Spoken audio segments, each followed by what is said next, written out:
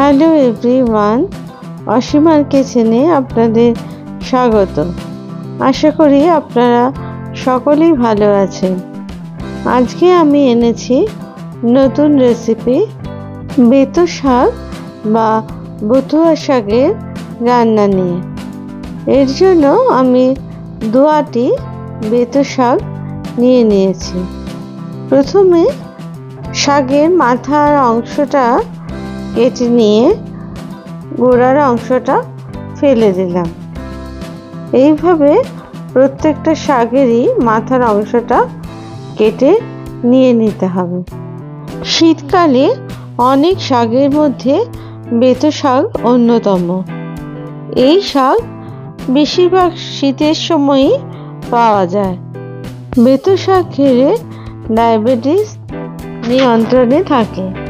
এই শাকের মধ্যে রয়েছে ভিটামিন এ, সি, বি6, আয়রন, ক্যালসিয়াম, পটাশিয়াম, ম্যাগনেসিয়াম, যে কারণে ছোট থেকেই বাচ্চাদের বেতো শাক খাওয়ানোর পরামর্শ দেওয়া হয়।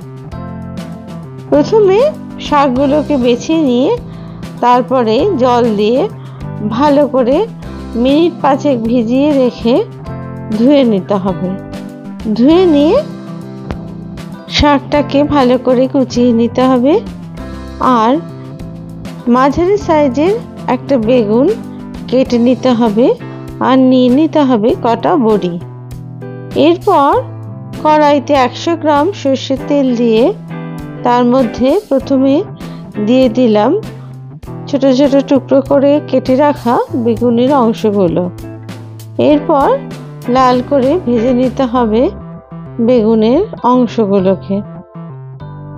যখন লালচে রং ধরে আসবে তখন বেগুনের মধ্যে দিয়ে দিতে হবে হাফ চামচ মতো নুন।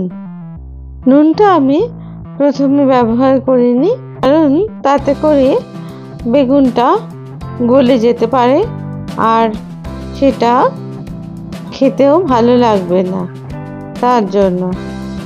এরপর বেগুনটাকে তুলে নিলাম একটা প্লেটে। বেগুনগুলো তুলে নিয়ে এরপর কড়াইয়ের মধ্যে দিয়ে দিলাম আরও 25 গ্রাম মতো তেল। এরপর তেলটা গরম হয়ে গেলে এর মধ্যে বড়ির টুকরোগুলো দিয়ে দিলাম। সেগুলোকেও ভালো লাল করে ভেজে নিতে হবে। যখন বড়িগুলো লাল হয়ে ভেজে আসবে তখন বড়িগুলোকেও আস্তে আস্তে তুলে ফেলতে হবে অন্য একটা প্লেটে। এরপর কড়াইতে যেটুকু তেল অবশিষ্ট ছিল তার মধ্যে দিয়ে দিতে হবে 1 চামচ কালো জিরে আর 4-5টা শুকনো লঙ্কা আর 4টে মতো কাঁচা লঙ্কা।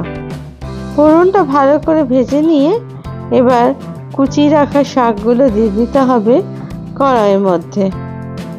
এরপর মিনিট 4-5 এটাকে ভালো করে ভেজে নিতে হবে, যাতে করে শাকটা একটু নরম হয়ে যায়। এরপর শাকের মধ্যে দিয়ে দিতে হবে 1 চামচ মতো নুন আর দিয়ে দিতে হবে হাফ চামচ মতো হলুদ গুঁড়ো দিয়ে একটা ঢাকনা দিয়ে দিতে হবে মিনিট 5 জন্য। তারপরে ভালো করে নাড়াচাড়া করে দিতে হবে। দেখুন শাকের থেকে জল বেরিয়ে আসছে, এই জলেই শাকটা সেদ্ধ হয়ে যাবে। আবার মিনিট 2-3 ঢাকা দিয়ে তারপরে আবার ঢাকনা খুলে এটাকে ভালো করে ভেজে নিতে হবে যতক্ষণ না জলটা পুরো শুকিয়ে আসে। এর মধ্যে এবার আমি হাফ চামচ ব্রাউন সুগার দিয়ে দিলাম, যাতে করে এর স্বাদটা একটু ভালো লাগে, তার জন্য।